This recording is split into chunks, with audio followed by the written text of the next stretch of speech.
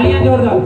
ओ गौवे नारायण बचरे नारायण, गौवे नारायण बचरे नारायण, ओ वाले नारायण नारायण, ओ वाले नारायण नारायण, बरजो जी नारायण, ओ श्रीमन नारायण नारायण, ओ श्रीमन नारायण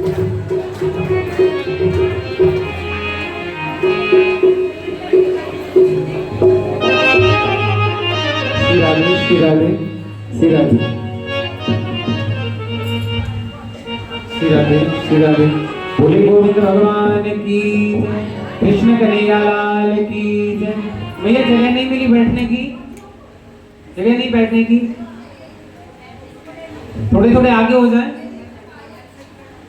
थोड़े थोड़े आगे हो जाइए आप सभी, है ना, पीछे जो संगत आए। और जो नहीं बैठ सकते हैं ना नीचे, उनको आप चेयर की व्यवस्था करवा दें, या इधर भी बैठ सकते हैं, तख्ता है यहाँ पर। बोलिए गोविंद भगवान की, कृष्ण कन्हैया लाल की जय। देखिए जो नीचे बैठ सकते हैं वो बैठ करके कथा सुने, जो नीचे बैठ सकते हैं, जिनके घुटनों में दर्द नहीं है। लेकिन महाराज जी क्या करें, 99% ऐसे ही है, सभी के घुटनों में दर्द है, किसी के कमर में दर्द है। बोलिए गोविंद भगवान की जय हो। ये भी महाभारत का ही प्रसंग है कि नीचे बैठ करके हमें क्यों कथा सुननी चाहिए, तो बताएं आपको क्यों सुननी चाहिए।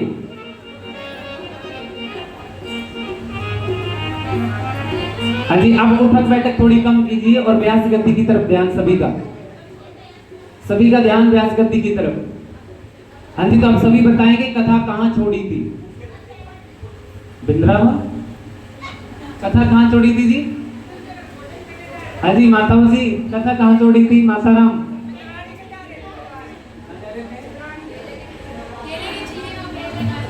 केले की छिलकी का भोग लगाते हैं भगवान श्री कृष्ण। कहाँ लगाते हैं? विदुरानी के घर। और आप अपने घर कब लगवाएंगे? 56 भोग। लेकिन क्या करें महाराज जी, वैसा का वैसा ही रह जाता, लगाते ही नहीं है। जी क्या बात होगी, इतनी क्यों बोल रहे हैं आप सभी? सभी अपना अपना स्थान ग्रहण करें, आगे आगे हो जाइए सभी, व्यास गति की तरफ सभी ध्यान दें। आप सभी थोड़ा थोड़ा आगे हो जाएं। बोले गोविंद भगवान की जय हो, कृष्ण कन्हैया लाल की जय हो। भगवान श्री कृष्ण जाते हैं विदुरानी के यहाँ, छिलके का भोग लगाते हैं, क्योंकि भगवान को 56 भोग प्रिय नहीं, भगवान को आपकी धन दौलत प्रिय नहीं, भगवान को अपने भक्त का प्रेम प्रिय है। जहां प्रेम है वहां भगवान उपस्थित हो जाते हैं, क्योंकि प्रेम के बंधन में मोहन बंध गए। प्रेमियों ने जो बनाया बन गई, प्रेमियों ने जो बनाया बन गई। प्रेम के बंधन में मोहन बंध गई, प्रेम के बंधन में मोहन बंध गई। और लाख प्रयत्न कर लिए राणा ने मीरा को मारने के लिए, लेकिन जिसकी रक्षा गोविंद करें, जिसकी रक्षा स्वयं ठाकुर जी करें, फिर उसे कौन मार सकता है?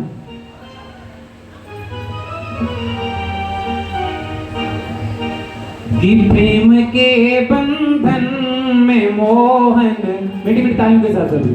प्रेम के बंधन में मोहन बंध गए, प्रेम के बंधन में मोहन बंध गए। प्रेमियों ने जो बनाया, वो प्रेमियों ने जो बनाया बंध गए। प्रेम के बंधन में मोहन बंध गए, ओ प्रेम के बंधन में मोहन बंध गए। भक्त वत्सल भगवान की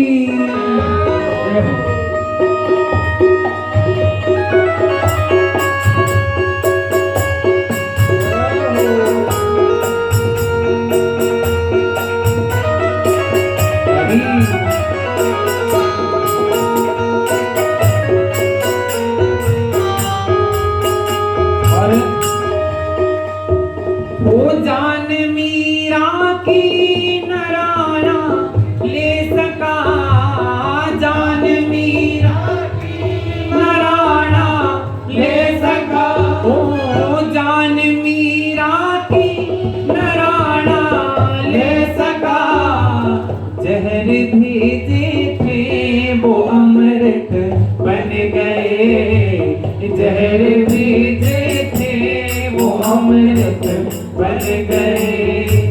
प्रेमियों ने जो बनाया बन गए, प्रेमियों ने जो बनाया बन गए। प्रेम के प्रेमियों ने जो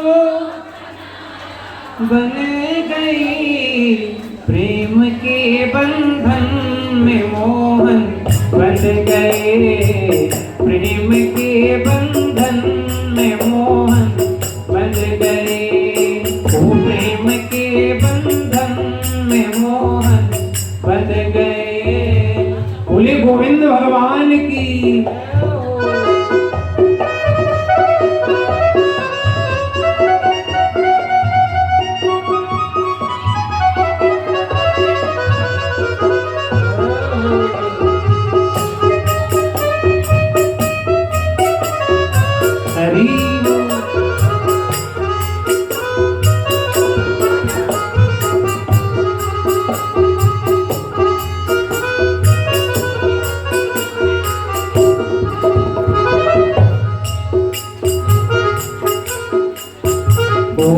प्रेम के बंधन में मोहन बन गए, प्रेम के बंधन में मोहन बन गए। ओ प्रेमियों ने जो बनाया बन गए, प्रेमियों ने जो बनाया बन गए। ओ प्रेम के बंधन में मोहन बन गए, प्रेम के बंधन में मोहन बन गए। ओ प्रेम के बंधन में मोहन बन गए, ओ प्रेम के बंधन में मोहन बन गए। प्रेमियों ने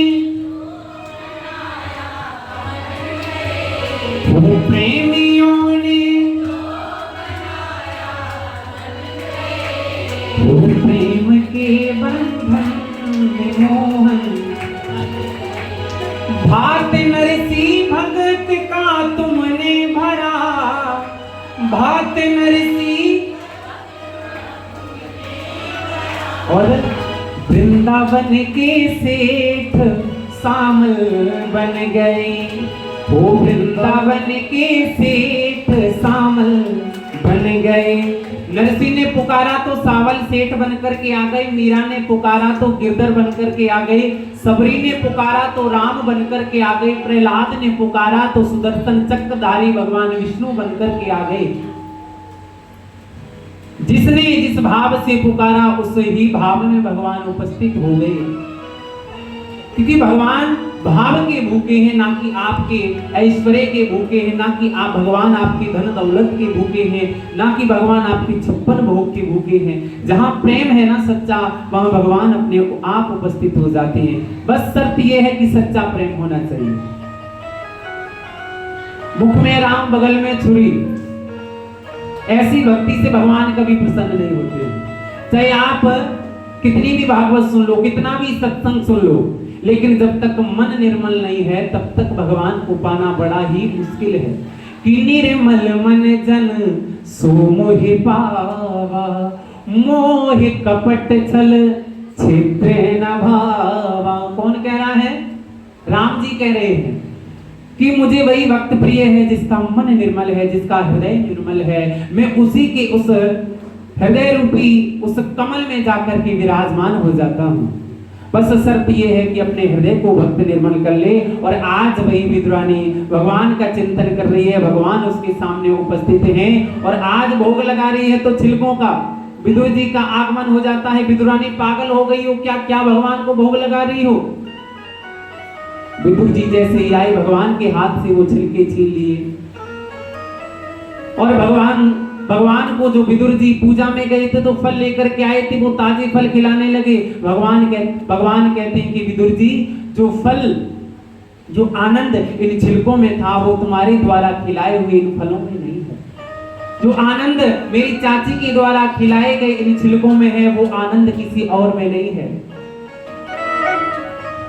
क्योंकि जहां भाव है वहीं मैं उपस्थित हो जाता हूं। और आज विदुर और विद्वानी भगवान के चरणों में गिर पड़े। आज हमारी कुटिया धन्य हो गई, आज हमारा घर धन्य हो गया कि आज गोविंद हमारे घर उपस्थित हुए। विदुर और विद्वानी को भगवान आशीर्वाद देते हैं और भगवान श्री कृष्ण चले जाते हैं। अब भगवान आए तो समझाने के लिए थे दुर्योधन को, लेकिन दुर्योधन नहीं मानता है। सूत जी महाराज कहते हैं कि भगवान गए समझाने के लिए, लेकिन नहीं माना कि विशाल महाभारत का युद्ध होता है और उसमें लाखों जीव मारे जाते हैं, लाखों प्राणी मारे जाते हैं। सूत जी महाराज कहते हैं कि धृतराष्ट्र के 100 के 100 पुत्र मारे गए और आज पांडु के जो 5 पुत्र थे उन्हें एक खरोंच तक नहीं आई। क्यों? क्योंकि जिसके साथ गोविंद है, जिसकी रक्षा स्वयं गोविंद करे, फिर कोई उसे हानि नहीं पहुंचा सकता है।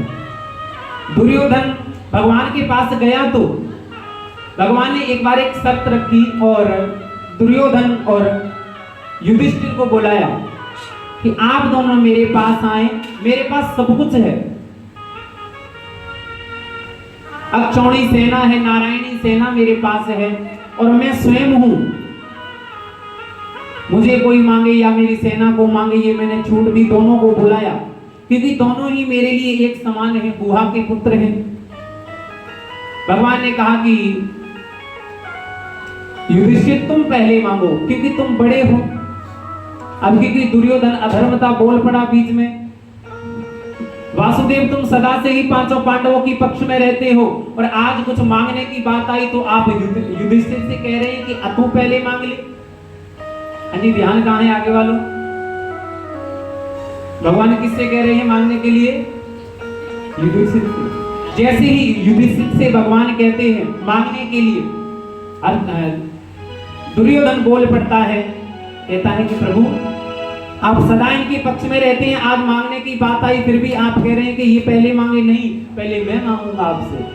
भगवान कहते हैं कि तुम मांग ले, क्या चाहिए?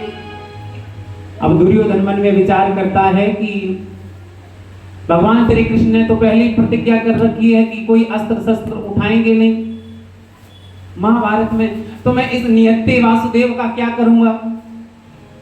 दुर्योधन को मांगना तो भगवान वासुदेव को था, लेकिन कैसे मांगे? वहां भगवान की लीला हो रही थी। मांग लिया कि नारायणी सेना मुझे दे दो, मुझे आप नहीं चाहिए, मुझे तो नारायणी सेना चाहिए। अब जैसे ही युधिष्ठिर से मांगने के लिए भगवान कहते हैं, भगवान से कहते हैं कि प्रभु ना मुझे नारायणी सेना चाहिए, ना आपकी शक्तियां मुझे चाहिए, मुझे तो सिर्फ हमारे पक्ष में हमारे वासुदेव चाहिए। हमारे लिए भगवान श्री कृष्ण चाहिए, 5 भाइयों की रक्षा के लिए, अन्य हमें कुछ नहीं चाहिए। कहते हैं जैसे ही भगवान को मांगा युधिष्ठिर ने, भगवान बड़े प्रसन्न हुए, मुस्कुराए और उसी वरदान के कारण आज हुआ क्या? उसका अंतिम परिणाम ये निकला कि नारायणी सेना भी कुछ नहीं कर पाई और आज 5 पांडव भगवान श्री कृष्ण का आभार व्यक्त करते हैं। महाभारत के युद्ध में अंत समय में जब भीम की गदा से दुर्योधन की जंगा तोड़ दी जाती है, सूत जी महाराज कहते हैं कि अंत में जैसे ही दुर्योधन की जंगा पर भीष्म प्रहार करते हैं, जैसे भीम ने प्रहार किया उसकी जंगा को तोड़ दिया। अंतिम में दुर्योधन विलाप कर रहा है कि कोई मेरे पास आए और 5 पांडवों से मैं बदला ले सकूं। लेकिन जैसे ही कुरुक्षेत्र की उस भूमि पर दुर्योधन दर्द से करा रहा है। अब देखिए 100 पुत्र थे युधिष्ठिर के, धृतराष्ट्र के 100 पुत्र थे, लेकिन 100 के 100 मारे गए, लेकिन धृतराष्ट्र कुछ भी नहीं कर पाया। बड़ी सभा में द्रौपदी की साड़ी खींची जाती है, द्रौपदी बहुत कुछ धृतराष्ट्र को और जितने भी गुरुजन बैठे थे सबको कहा, लेकिन किसी ने भी द्रौपदी की रक्षा नहीं की। क्योंकि सबने अधर्म को ग्रहण कर रखा था, अधर्म की शरण में थे, दुर्योधन की शरण में थे। क्योंकि जो अधर्म की शरण में चला जाता है उसे ना अच्छा न बुरा इसका भान नहीं रहता है, उसका मन जो करेगा बस वही करता है। लेकिन आज गुरुजन भी बैठे थे, द्रौपदी की साड़ी खींची गई, किसी ने भी रक्षा नहीं की।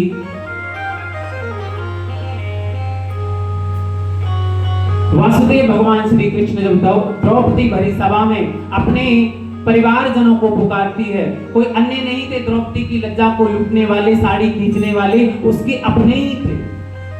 भागवत जी कहती हैं कि संसार में भी यही हो रहा है, अपने ही अपनों को नोचने के लिए तत्पर रहते हैं सदा। वही जो द्वापर में हुआ वही कलयुग में हो रहा है, बस पात्र बदल गए। लेकिन गोविंद की जो शरण में रहता है, जैसे पांचों पांडवों की रक्षा की, उसी प्रकार भगवान सदा रक्षा करते हैं। अब जैसे ही दुर्योधन कुरुक्षेत्र की भूमि पर करहा रहा है, संध्या का समय है, तभी उसका मित्र आ जाता है अश्वत्थामा। अश्वत्थामा को पता लगता है कि 100 के 100 कौरव मारे जाते हैं। अश्वत्थामा आया, देखा दुर्योधन करा रहा है, दुर्योधन के सिर को लिया, अपनी जंगा पर रखा, कहा मित्र चिंता मत कर, ये दशा तेरी किसने की है? कहा कि पांचों पांडवों ने। आज हम 100 के 100 भाइयों को मार दिया और मैं अभी भी दर्द से करा रहा हूं, और जो मैं बदला लेना चाहता था अभी वो बदला पूरा नहीं हुआ है। कहते हैं कि अश्वत्थामा ने कहा कि मित्र कहो, क्या आदेश है मेरे लिए? आप कहो तो पांचों पांडवों को समाप्त कर दूं। अश्वत्थामा ने दुर्योधन को एक वचन दिया और कहा कि पांचों पांडवों के एक एक पुत्र हैं, द्रौपदी के 5 पुत्र हैं। आप यदि आदेश दें तो मैं पांचों पांडवों के वंश को बिल्कुल समाप्त कर दूं। आप अभी भी जीत सकते हैं, अभी भी आप जीत सकते हैं जब तक आपका मित्र आपके सामने है। मैं पांचों पांडवों के सर को आपके समक्ष काट करके लेकर के आऊंगा, चिंता मत करो दुर्योधन। कहते हैं कि अश्वत्थामा चल पड़ता है अपनी मयान से तलवार निकालने के लिए, लेकिन भगवान ने भी एक लीला कर दी। संध्या के समय भगवान ने भोजन किया पांचों पांडवों के साथ, द्रौपदी के साथ, और कहा कि चलो घूमने के लिए निकलते हैं। जैसे भोजन करके पांचों पांडवों के साथ भगवान विहार करने के लिए चले जाते हैं, लेकिन द्रौपदी अपने पांचों पुत्रों को सुला करके भोजन करके घूमने के लिए चले जाते हैं पांचों पांडव। अब इधर क्या होता है, जैसे अश्वत्थामा आता है, क्योंकि पांचों पांडवों के जो पुत्र थे हूबहू पांचों पांडवों की तरह ही दिखते थे। अश्वत्थामा ने देखा नहीं था कि कैसे पांचों पांडव हैं और उनके पुत्र कैसे हैं, लेकिन अश्वत्थामा जब गया उस कक्ष में पहुंच जाता है जिस कक्ष के अंदर द्रौपदी के 5 पुत्र सो रहे थे। अश्वत्थामा ने अपनी मयान से तलवार निकाली, बिना कुछ सोचे समझे आज पांचों बालकों के शीश को काटा, धड़ से अलग किए और एक थाल में सजा करके दुर्योधन की ओर बढ़ता है। जैसे ही द्रौपदी के 5 पुत्रों के शीश को लेकर के एक थाल में सजा करके लेकर के चलता है, दूर से दुर्योधन ने देखा, अरे अश्वत्थामा ये तूने क्या किया? मैंने कहा था कि पांचों पांडवों को समाप्त कर देना, लेकिन तूने तो अंत समय में, अंतिम में हमें जो पिंडदान देने वाले थे, तूने तो उन्हें भी समाप्त कर दिया। द्रौपदी के 5 पुत्र भी तूने मार दिए। अब हमें कोई भी पिंडदान देने वाला नहीं बचा, कोई भी जल देने वाला नहीं बचा। दुर्योधन ने दूर से देखा, बड़ा ही दुख हुआ। अब इधर क्या होता है, भगवान श्री कृष्ण अपनी लीला को पूर्ण करके जैसे ही उस कक्ष में आते हैं, देखा तो द्रौपदी के 5 पुत्रों के धड़ पड़े हुए हैं, सर नहीं है। अरे गुड़िया बैठ जाइए, जब भजन आए तब आप तिलक लगा दें, अभी जब प्रसंग चल रहा हो तो बीच में ना उठे। द्रौपदी जैसे ही आती है उस कक्ष में गई, देखा कि द्रौपदी के 5 पुत्र के धड़ पड़े हैं, सर गायब है, रक्त से पूरा शिविर लाल हुआ है। द्रौपदी समझ गई कि मेरे 5 पुत्र मारे गए। अब देखिए, जिस माता के 5 पुत्र मारे गए और 5 पुत्रों के धड़ पड़े हैं और शीश गायब है, उस मां को कितना विलाप हुआ होगा, कितना दुख उस द्रौपदी को हुआ होगा। द्रौपदी विलाप करती है कि आज मेरे 5 पुत्र मारे गए। अर्जुन ने प्रतिज्ञा की कि हे द्रौपदी, तुम चिंता मत करो, जिसने भी हमारे 5 पुत्र मारे हैं, मैं आज प्रतिज्ञा करता हूं कि आज प्रातः होते ही मैं उस दोषी का पता करूंगा और तेरे चरणों में लाकर के डाल दूंगा। अर्जुन निकल पड़ते हैं अश्वत्थामा की खोज में, उस पापी की खोज में कि किसने हमारे पुत्रों को मारा है। तभी पता लगता है कि अश्वत्थामा ने 5 पुत्रों को मारा है। अर्जुन अश्वत्थामा को लेकर के आते हैं, भगवान श्री कृष्ण के चरणों में डाल दिया, द्रौपदी के चरणों में डाल दिया और द्रौपदी से पूछा कि द्रौपदी, यही हमारे 5 पुत्रों को मारने वाला हत्यारा है, तुम बताओ कि इसे क्या सजा दी जाए। द्रौपदी के 5 पुत्र मारे गए और द्रौपदी से जब ये पूछा गया, द्रौपदी कहो कि इस पापी को क्या सजा दी जाए, इस हत्यारे को क्या सजा दी जाए, तो द्रौपदी कहती है कि इसे छोड़ दो। द्रौपदी ने क्या कहा कि इसे छोड़ दो। क्यों छोड़ दो? अर्जुन से कहा, वसुदेव से कहा कि हे वसुदेव, यदि अश्वत्थामा को मारने से मेरे 5 पुत्र जीवित हो जाते हैं तो इसे समाप्त कर दो, और यदि इसे मार भी दोगे और मेरे 5 पुत्र भी जीवित नहीं होंगे तो आज जैसे मैं रो रही हूं वैसे ही इसकी माता भी रोएगी, और मैं नहीं चाहती कि मेरी तरह कोई अन्य मां रोए। वो थी द्रौपदी। भगवान श्री कृष्ण ने कहा, वाह द्रौपदी, ऐसे ही तुम मेरी बहन नहीं बनी है।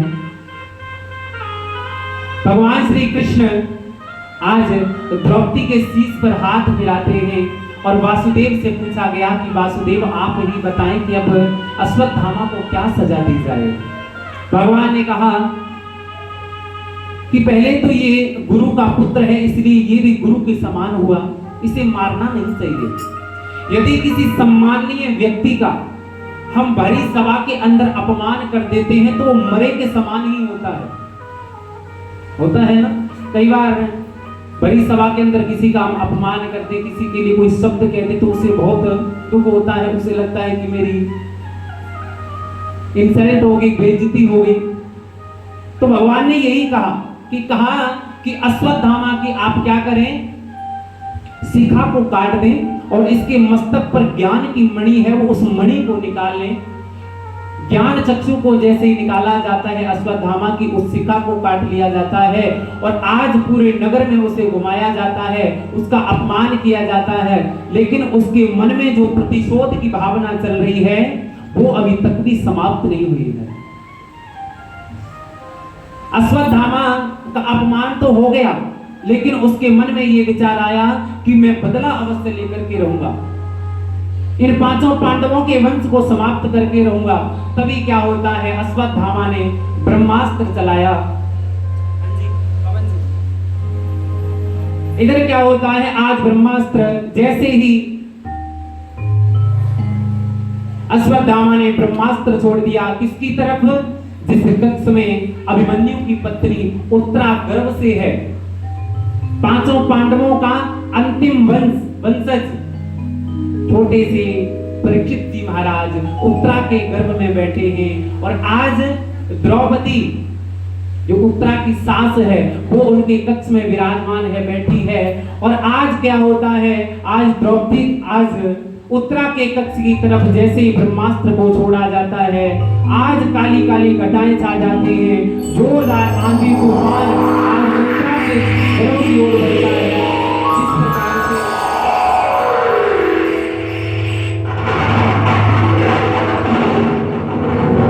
जिस प्रकार से आज जैसे ही ब्रह्मास्त्र चलाया जाता है उत्तरा के गर्भ की ओर, आज उत्तरा ने अपनी सास को नहीं पुकारा, द्रौपदी को नहीं पुकारा, क्योंकि द्रौपदी ने कहा था, उत्तरा मैंने पुकारा था दुनिया वालों को, लेकिन किसी ने मेरी मदद नहीं की, इसलिए उत्तरा आज तुझ पर संकट आया है, तू मुझे मत पुकार, तू अपने सखी संबंधियों रिश्तेदारों को भी मत पुकार, तू गोविंद की शरण में जा, वो ही तेरी रक्षा कर सकते हैं। आज द्रौपदी ने जैसे उत्तरा से कहा, आज उत्तरा भगवान को पुकारने लगी, पाई पाई महायोगेन, हे योगेश्वर आकर के मेरी रक्षा करो, मेरे गर्भ की रक्षा करो, मेरे गर्भ में जो बालक पल रहा है, इस पांडु वंश का अंतिम वंशज है, आप आकर की रक्षा करें। आज अभिमन्यु की पत्नी उत्तरा भगवान को पुकारती है, ओ गोविंद चले आओ, ओ गोपाल चले आओ,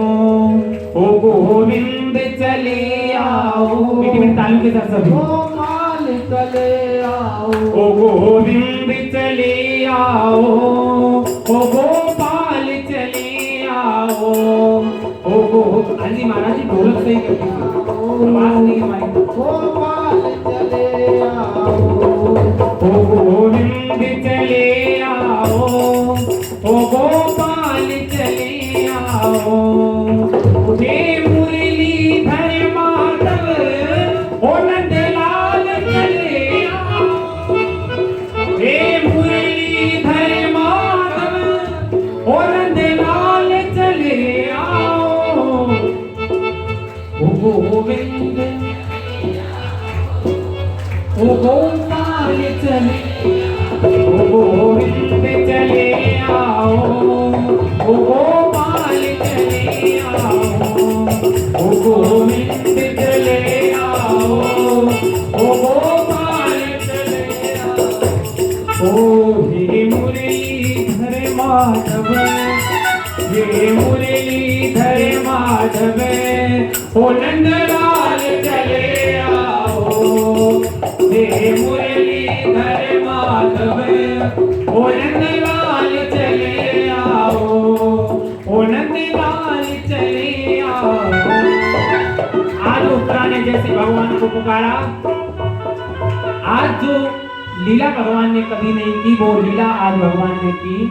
और आज भगवान ने क्या किया, छोटे से भगवान मर गए, मंत्र का रूप धारण किया, उत्तरा के गर्भ में चले जाते हैं, जहां छोटे से राजा परीक्षित बैठे हैं। भगवान ने एक सुरक्षा चक्र बना दिया।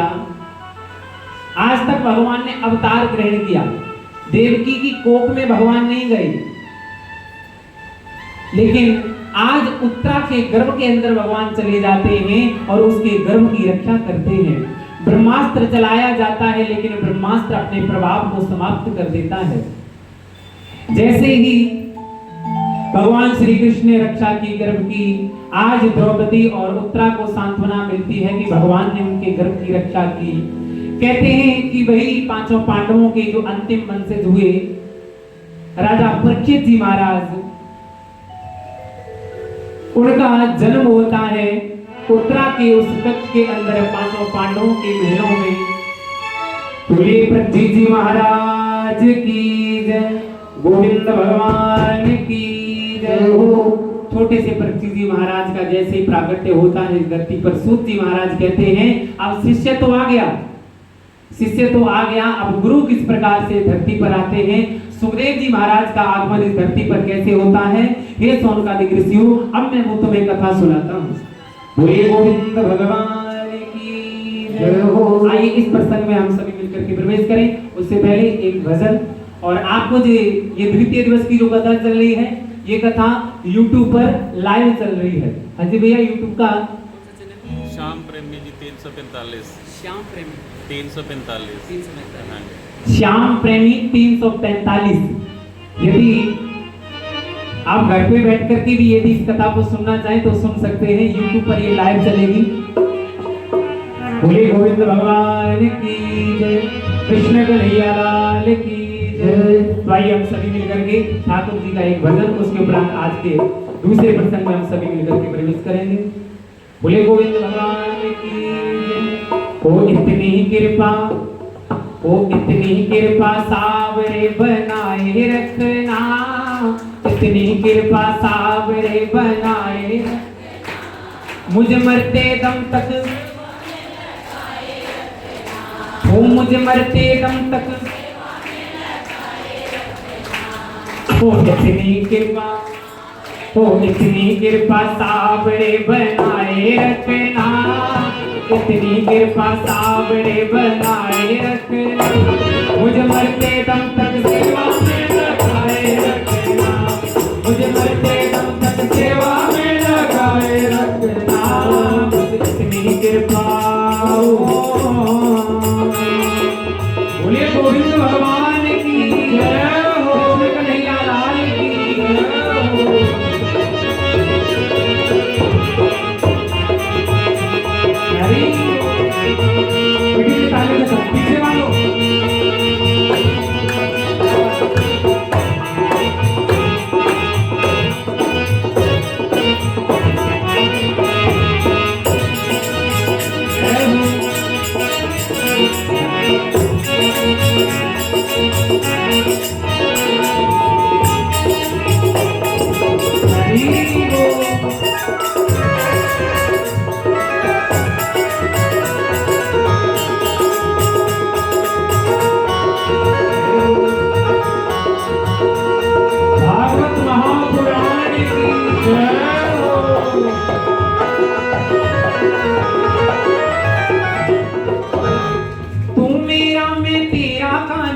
राजी मैं राजी, तू मेरा मैं तेरा काना, तू राजी मैं राजी। तेरे नाम पे लिख दी काना इस जीवन की बाजी, तेरे नाम पे लिख दी काना इस जीवन की बाजी।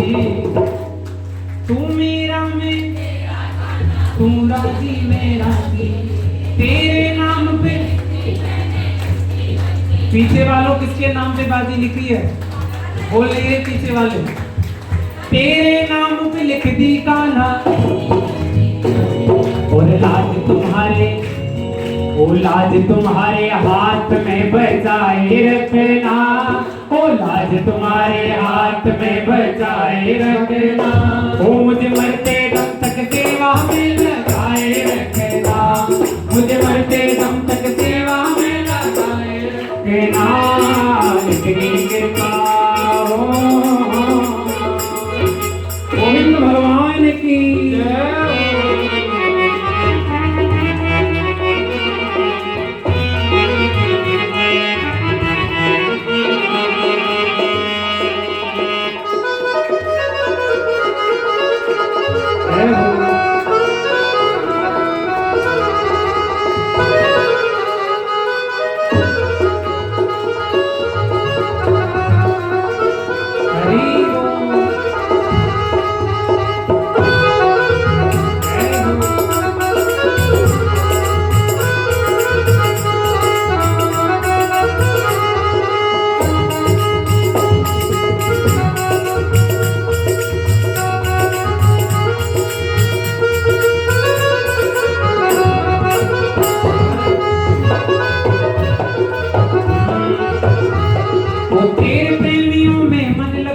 और कहीं ना लागे, तेरे प्रेमियों में मन लगता और कहीं ना लागे, तेरे प्रेमियों में मन लगता और कहीं ना लागे। देखिए जो सत्संगी होते हैं उनका मन कहाँ लगता है? सत्संग में लगता है। और जो शराबी होते हैं उनका मन कहाँ लगता है? ठेके पर जाकर के लगता है। जो चोरी इत्यादि करते हैं उनका मन कहाँ लगता है? चोरी इत्यादि करने में। जो चुगली निंदा इत्यादि करते हैं उनका मन कहाँ लगता है? अपनी उस टीम के अंदर जहाँ एक दूसरे की बुराई हो रही हो। लेकिन प्रेमियों का मन कहाँ लगता है? जो ठाकुर जी के प्रेमी, जो श्याम प्रेमी होते हैं ठाकुर जी के श्री चरणों में बैठ करके, कि तेरे प्रेमियों में मन लगता और कहीं ना लागे, तेरे प्रेमियों में मन लगता और कहीं ना लागे, तेरे दर के आगे काना सब जग फीका लागे, तेरे दर के आगे काना सब जग फीका लागे। भजनों की इस भूख को, भजनों की हो, भजनों की इस भूख को जगाए रखना, भजनों की इस भूख को जगाए रखना। ओ मुझे मरते दम तक सेवा में लगाए रखना, मुझे मरते दम तक सेवा में लगाए रखना। इतनी कृपा ओ इतनी कृपा सामने बनाए रखना, मुझे मरते दम तक सेवा में लगाए रखना, मुझे मरते दम तक ओ मुझे मरते दम तक सेवा में लगाए रखना। ओ इतनी कृपा ओ इतनी कृपा सावरे बनाए, ओ मुझे मरते दम तक एकदम शांत आगे वाले। हाँ जी वीआईपी कोटा कुर्सी वाले बोलेंगे। वो इतनी कृपा सावरे, ओ इतनी कृपा सावरे। देखिए 60 के हो गए तो फिर भी आवाज में दम है, लेकिन आप सभी आगे बैठे हैं 25-25 बरस के, फिर भी आवाज में दम नहीं है।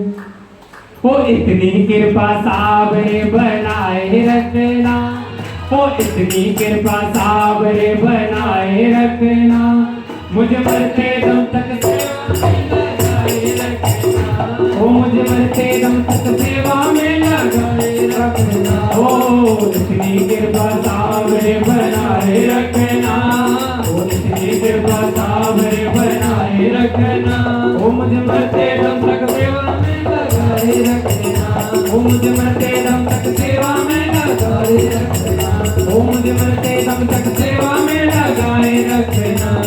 एकदम सेवा में लगाए रखना। भगवान की जय जय श्री राधे श्याम। कथा कहाँ छोड़ी थी? हाँ जी बताइए, बड़े ध्यान से सभी सुन रहे हैं। तो इस भजन से पहले कथा कहाँ थी? आगे वाले पीछे वाले बताएंगे कथा कहाँ छोड़ी थी? परीक्षित जी का जन्म हो गया, उसके उपरांत सूत जी महाराज किसकी कथा सुनाने जा रहे हैं? सुखदेव जी महाराज की। बोलिए सुखदेव जी महाराज की जय हो। अपने अपने गुरु महाराज की जय हो। तो सूत जी महाराज कहते हैं सौनकादिक ऋषियों से, हे ऋषियों, किस प्रकार के सुखदेव जी महाराज का इस धरती पर आगमन होता है। एक बार नारद जी महाराज कैलाश पर्वत पर, आज उबासी क्यों आ रही है? कथा में ध्यान नहीं है। कल बताया था ना, पहले दिन रीढ़ की हड्डी सीधा करके बैठे और तो पीछे बातें कर रही हैं। वार्तालाप नहीं करनी है, व्यास गति की तरफ ध्यान दें, क्योंकि आप एक एक प्रसंग को जब सुनेंगे तो आप अपने पितरों के लिए सुन रहे हैं, जो कलश रखे हैं आपने। आपके एक एक प्रसंग के फल का, जो प्रसंग सुनेंगे उसका फल आपके पितरों को प्रदान होगा, क्योंकि पितरों के निमित्त ये कथा हो रही है, उनके नाम से ये कथा का आयोजन हुआ है। तो आप चाहते हैं ना पितरों का आशीर्वाद हम सभी को मिले। पितरों का आशीर्वाद यदि हमारे ऊपर है तो भगवान भी प्रसन्न हो जाते हैं, क्योंकि उनकी ही कृपा से आज हम जो कुछ भी हैं उन्हीं की कृपा से है। तो सूत जी महाराज कहते हैं कि एक बार नारद जी महाराज का कैलाश पर्वत पर आगमन होता है, जहां माता पार्वती जी विराजमान है। माता पार्वती जी विराजमान है। शंकर भगवान अपने भक्तों को दर्शन देने के लिए गए हुए हैं भक्तों के पास। लेकिन नारद जी महाराज जैसे ही कैलाश पर्वत पर आते हैं, जिस उद्देश्य से नारद जी महाराज आए, नारद जी महाराज जिस भी स्थान पर जाते हैं उनका कोई ना कोई ऐसी लीला होती है भगवान की, जो नारद जी महाराज के द्वारा करवाते हैं। यदि कोई चुगली निंदा इत्यादि करता है तो हम क्या कहते हैं कि ये तो नारद है, ये नारद मुनि है। लेकिन नारद जी को हमने क्या क्या बदनाम कर दिया। नारद जी जिस वचन को लेकर के जिसके पास जाते थे वो भगवान की ही लीला होती थी, और नारद जी ने जो कह दिया वो कभी रद्द नहीं होता था, इसलिए उनका नाम क्या था? नारद। जिसका वचन कभी रद्द ना हो उसका नाम नारद। तो जो चुगली इत्यादि करते हैं उनकी तुलना नारद जी से मत किया करो। नारद जी भगवान के प्रथम भक्त हैं। तो नारद जी भगवान जाते हैं भगवान की आज्ञा से कैलाश पर्वत पर। गए तो देखा कि माता पार्वती जी अकेली बैठी हुई हैं, शंकर भगवान नहीं है। नारद जी मुस्कुराए कि जिस उद्देश्य से मैं आया था वो उद्देश्य मेरा पूरा हो जाएगा। माता बैठी थी, जाकर के चरणों में प्रणाम किया।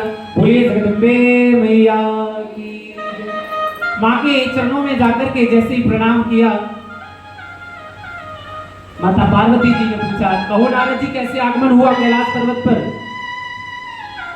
माता आपको तो पता ही है कि मैं तीनों लोगों का भ्रमण करता रहता हूँ। विचार आया मन में कि चलो माँ के दर्शन कर लूं, भोले बाबा के दर्शन कर लें, लेकिन यहाँ आए तो भोले बाबा है ही नहीं, कहाँ गए हैं? माता ने कहा कि प्रभु अपने भक्तों को दर्शन देने के लिए कहीं गए हैं। नारद जी मुस्कुराए। माता ने कहा कि नारद जी आज बड़े प्रसन्न लग रहे हो। हाँ माता, मैं जिस उद्देश्य से आया था लगता है कि मेरा उद्देश्य पूरा हो जाएगा। इस उद्देश्य से आप आए हैं, और मैं भी जानती हूँ कि जहां आप जाएंगे कोई ना कोई लीला जरूर अवश्य करके आएंगे।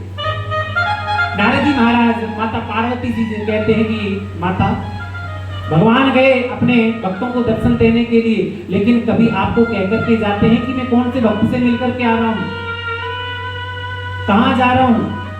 बस ये कह करके जाते हैं कि मैं अपने भक्त के पास गया हूँ दर्शन देने के लिए। माता, प्रभु आपसे कुछ ना कुछ छिपाते हैं। नारद जी आप क्या कह रहे हैं? प्रभु मुझसे छुपाते हैं? अरे इस संसार में यदि किसी की उपमा दी जाती है, किसी नवविवाहित जोड़े को आशीर्वाद दिया जाता है तो कहा जाता है कि शंकर पार्वती जैसी जोड़ी हो। पर आप कह रहे हैं कि भगवान हमसे कुछ छुपा रहे हैं। हाँ माता, भगवान शंकर आपको पूरी बात नहीं बताते हैं। आज वो आए तो उनसे पूछ लेना क्या पूछना है। आप उनसे ये पूछना कि सबसे अधिक प्रेम किसे करते हैं वो। आपकी पड़ोसन आपको कह दे कि आपके पतिदेव आपसे कुछ छुपा रहे हैं और पतिदेव संध्या को आ जाए, फिर उनकी खैर नहीं। पड़ोसियों से पता लगा कि आप मुझसे कुछ छुपा रहे हैं, भले ही वो कुछ ना छुपाए, लेकिन एक संशय मन में होता है कि जरूर कुछ ना कुछ छुपा रहे हैं। वही माता पार्वती के मन में भी नारद जी वो संशय डाल करके चले गए, ताकि भगवान शंकर आपसे कुछ छुपा रहे हैं, आए तो उनसे पूछना कि सबसे अधिक प्रेम किसे करते हैं। नारद जी क्या बात करते हैं, सबसे अधिक प्रेम तो मुझे ही करते हैं। नहीं, आप उनसे पूछना, आपसे अधिक प्रेम तो और किसी को करते हैं। यदि ऐसे कोई कह जाए फिर तो घर में कलेश होना ही है। दूसरा प्रश्न आप ये पूछना कि उनके गले में जो मुंडों की माला है वो किसकी है और क्यों पहनते हैं, क्या कारण है। कभी नहीं बताया होगा, मैंने कभी पूछा ही नहीं, तो आज पूछ लेना। अब नारद जी तो चले गए, अब इधर शंकर भगवान जैसे ही कैलाश पर्वत की ओर आते हैं, नारद जी को जाते हुए देखिएगा कि आज नारद कैलाश पर्वत पर आया था, जरूर कोई ना कोई बात अवश्य है। नारद जी भगवान शंकर जाते हैं कैलाश पर्वत पर। रोज तो माता खड़ी होती है आरती की थाली लेकर के, भगवान भक्तों को दर्शन देने के लिए मिल करके आए हैं, स्वागत में मिलती है। लेकिन आज जैसे भगवान शंकर आए तो कहीं न माता पार्वती है न देवी जी कहीं नजर आ रही है। भगवान ने पुकारा, पार्वती ओ पार्वती, लेकिन पार्वती जब आई तो फिर गुस्से से लाल एकदम। जैसे ही शंकर भगवान के सामने पार्वती जी आई तो देखा क्रोध में माता। तो भगवान शंकर ने पूछा, देवी जी आज नारद जी हमारे कैलाश पर्वत पर आए थे, क्या बात है, कुछ कह करके गए हैं क्या? आपका मुखमंडल इतना उदास क्यों है? आप थोड़ा क्रोध में लग रही है। अब जैसे ही भगवान शंकर माता पार्वती से कुछ प्रश्न करते हैं तो देवी जी अपने गुस्से को प्रकट करती है। वाह जी वाह, पड़ोसियों से पता लगता है कि आप हमसे कुछ छुपा रहे हैं। क्या छुपाया है आपसे? हमने आज तक आपसे कुछ भी नहीं छुपाया है देवी जी, आप हम पर विश्वास करें। लेकिन विश्वास की बात आ जाए फिर तो जरूर कुछ छुपा रहे हैं। माता पार्वती कहती कि प्रभु आप सर्वप्रथम मुझे ये बताएं कि आप सबसे अधिक प्रेम किसे करते हैं। अब भगवान शंकर ने कहा कि सबसे अधिक प्रेम तो मैं आप ही को करता हूं। नहीं प्रभु, आप मुझसे छुपा रहे हैं। नारद जी मुझसे कहकर के गए कि आप मुझसे भी अधिक किसी को अन्य को प्रेम करते हैं। आप मुझे बताएं कि जब आप समाधि लगाते हैं तो किसका ध्यान करते हैं, किसके चिंतन में खोए रहते हैं। जैसे पार्वती जी ने पूछा तो शंकर भगवान ने कहा कि देवी जी मैं सबसे अधिक प्रेम यदि किसी को करता हूं तो अपने नारायण को करता हूं। बोले नारायण भगवान की जय हो। नारायण नारायण श्रीमन नारायण। मैं सबसे अधिक प्रेम अपने हरि को करता हूं और हरि मुझसे प्रेम करते हैं। आज जैसे ही माता ने दूसरा प्रश्न किया कि आप मुझे अब ये बताएं, जो गले में मुंडों की माला पहन रखी है, ये मुंडों की माला किसकी धारण है, किसकी धारण की है और किस हेतु से धारण करते हैं। भगवान शंकर ने कहा कि देवी जी बस यही प्रश्न मत करें आप हमसे, ये बात मैं आपको नहीं बता सकता। क्यों नहीं बता सकते? मुझे जाननी है। अब पति कहे कि ये बात नहीं बता सकता तो फिर और जानने की इच्छा होती है कि नहीं ये बात तो जरूर जाननी है। जैसे शंकर भगवान से माता पार्वती पूछती है, माता पार्वती कहती है कि शंकर भगवान माता पार्वती से कहते हैं कि देवी ये जो गले में मैंने मुंडों की माला धारण की है ये किसी अन्य की नहीं है, अपितु आप ही के मुंडों की माला मैंने गले में धारण की है। मेरे मुंडों की माला आपने अपने गले में धारण की है? हाँ देवी जी, क्योंकि मैं आपको भी बहुत अधिक प्रेम करता हूँ और आपका हर युग में एक नया अवतार होता है। आप हर युग में जन्म लेती हैं और आपका मरण होता है और फिर आपके उस मुंड को मैं याद के रूप में अपने गले में धारण कर लेता हूँ। ये आप ही के मुंडों की माला मैंने धारण कर रखी है। अब जैसे ही पार्वती ने जी ने सुना तो एकदम स्तब्ध रह गई। कि मेरा जन्म होता है और मैं मृत्यु को प्राप्त हो जाती हूँ, इसका मतलब कि मैं अमर नहीं हूं। शंकर भगवान ने कहा कि हाँ देवी जी, आप अमर नहीं हैं, अमर तो मैं हूं। आदिनाथ आदि देव मुझे कहा जाता है। क्यों कहा जाता है? क्योंकि मैंने अमर कथा सुन रखी है। अमर कथा सुनने से क्या तात्पर्य है? किसे कहते हैं अमर कथा?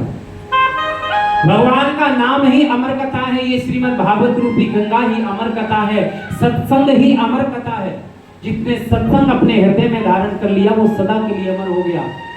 और शंकर भगवान ने नहीं ये अमर कथा सुनी, सबरी ने इस अमर कथा को अपने हृदय में धारण किया। मीरा ने इस अमर कथा को अपने जीवन में उतारा और सदा के लिए अमर हो गए। जब तक ये संसार रहेगा लोग उनका नाम लेंगे।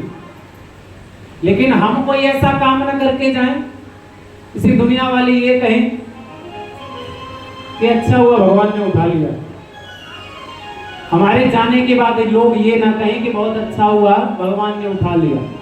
कुछ ऐसा करके जाएं कि लोग ये कहें बहुत अच्छा व्यक्ति था, क्यों भगवान ने उठा लिया। आज जैसे ही माता पार्वती सुनती हैं तो स्तब्ध रह जाती हैं और कहा कि मैंने अमर कथा सुन रखी है देवी जी, इसलिए मैं अमर हूं। देवी जी कहती है कि वही अमर कथा मुझे भी सुननी है। हे देव, अब मुझे वो अमर कथा सुनाओ जिससे मैं भी अमर हो जाऊं। कहते भगवान शंकर ने कहा कि देवी जी आप बड़े ही धन्य हैं कि आपके मन में सत्संग सुनने की लालसा उत्पन्न हुई, भगवान की कथा सुनने की लालसा उत्पन्न हुई।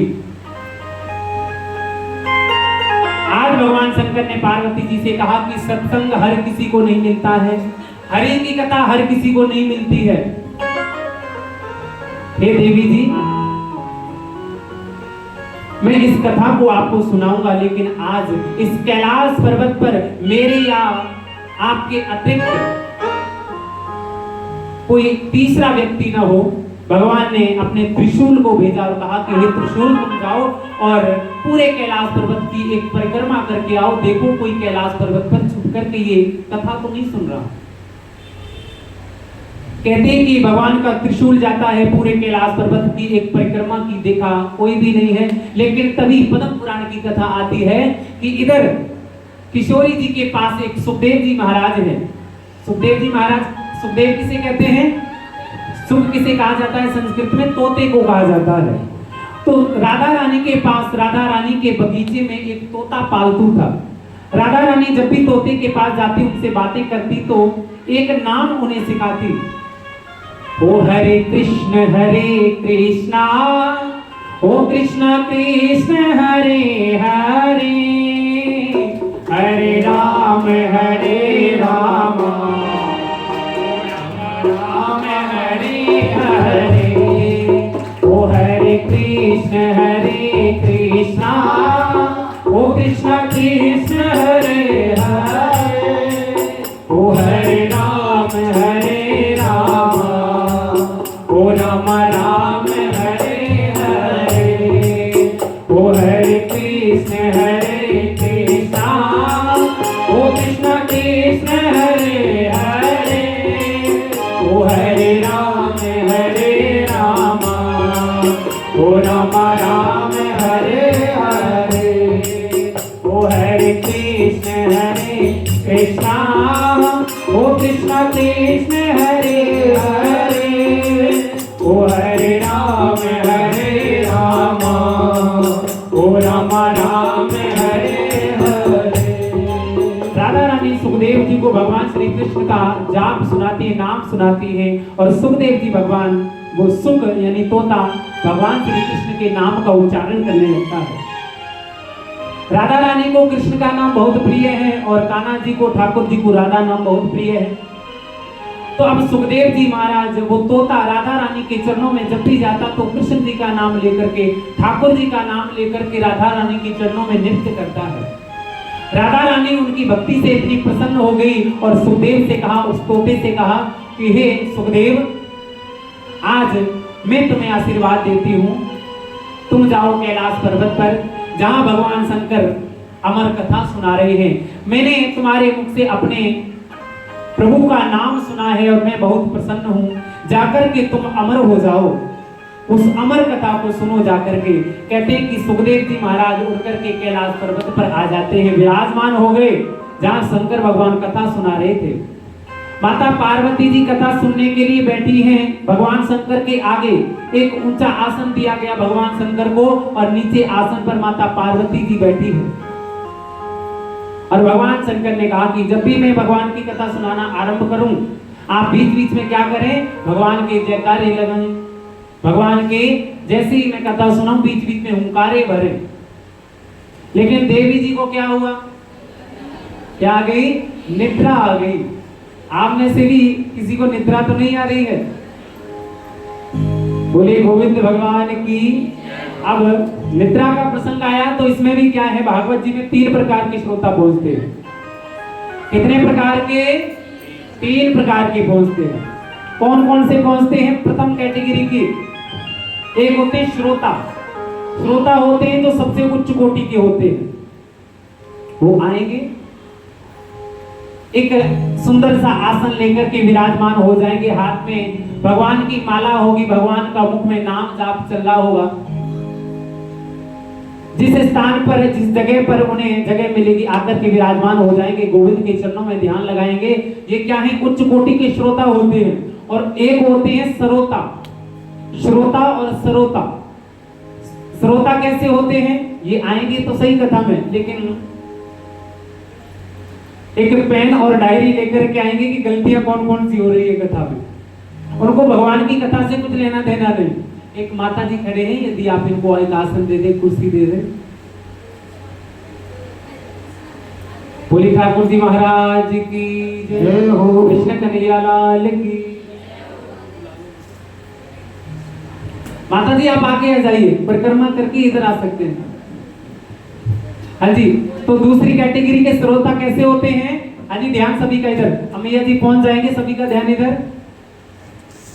तो कथा में आएंगे, सुनने सुनाने से कोई मतलब नहीं है। व्यास जी कैसी कथा सुना रहे हैं, कैसे कैसे चुटकुले सुना रहे हैं, लेकिन मुझे तो चुटकुले नहीं आते हैं, क्योंकि मैं व्यास गति पर बैठा हूं भगवान की कथा सुनाने के लिए, न कि चुटकुले सुनाने के लिए। आज जहां भी सत्संग होते हैं, कीर्तन होते हैं, उनमें क्या होता है, यही तो सुनाया जाता है। इधर उधर की 4 बातें की जाती हैं, कुछ चुटकुले सुनाए जाते हैं, और हम जैसे तालियां बजाते हैं, बाबा कितना बड़ा कलाकार था, 3-4 लाख लेकर के चला जाता है। लेकिन हमारे धर्म के नाम पर क्या किया, राधा कृष्ण नाम की झांकी बनाता है, जिसको खूब नचाया गया। हम जैसे तालियां बजा रहे हैं, भगवान हमारे सामने नाच रहे हैं। माता पार्वती और शंकर को झांकी के रूप में मनाया जाता है, और गली गली में भगवान शंकर और पार्वती जी नाच रहे हैं, और हम खूब तालियां बजाते हैं, और फिर कहते हैं कि हमारे धर्म को बदनाम करते हैं। बदनाम करने वाला कौन है, कौन है, जोर से बोलिए। अन्य कोई नहीं, हम खुद इसके जिम्मेदार हैं। कथा में भी जाएंगे तो हमें कथा से कोई लेना देना नहीं, बस चुटकुले सुनाते रहे, महाराज जी इधर उधर की बातें करते रहे, कथा क्या सुनी उससे कुछ मतलब नहीं। ऐसे भी श्रोता आते हैं।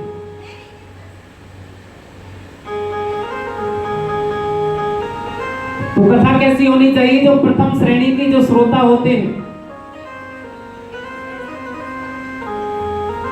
और जो तीसरे नंबर का होता है वो तो सबसे उत्तम होता है। वो कौन सा होता है, श्रोता। उसे कोई गलतियों से लेना देना नहीं, किसी प्रसंग से लेना देना नहीं। घर पे परेशान कर रहे थे, सुबह से सो रहा था, मम्मी ने सोने नहीं दिया, चलो कथा हो रही है, 3 घंटे कोई ऐसा आसन लेंगे, किसी ऐसी दीवार या खंबे का सहारा लेंगे, 3 घंटे की नींद लेंगे कथा में।